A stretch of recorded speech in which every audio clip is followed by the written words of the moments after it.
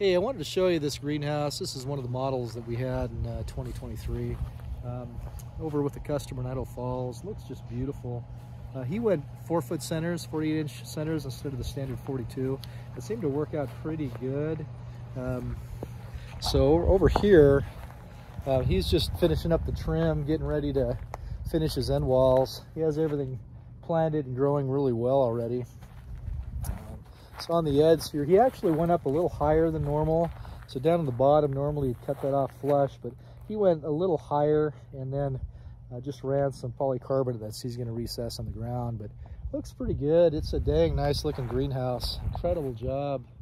And then over here, there's trim that's going to go on this corner, and a few pieces of polycarbonate still to fill. But that 4-layer polycarbonate, the 8mm, does a really good job rejecting light and giving you a good balance. So it's not crazy hot in there, and it seems to give good light so everything grows. So it's a pretty good setup. And I was just driving by, so I thought I'd just find out how this gentleman was doing with his new greenhouse, and it seems to be covering pretty good. He has some other greenhouses that are raising tomatoes and some really neat, slick stuff, where he has some outdoor stuff growing here.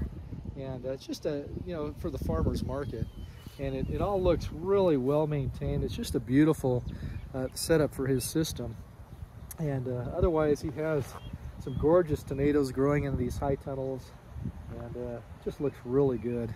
So he uses the swamp coolers on his 6mm poly, and seems to be doing pretty good maintaining temperature. But he has some really neat stuff here. I'm impressed with what he has going on. A hydroponic system, and the high tunnels, plus the new multi-layer polycarbonate high tunnel over here. So just wanted to share that with you. Thanks.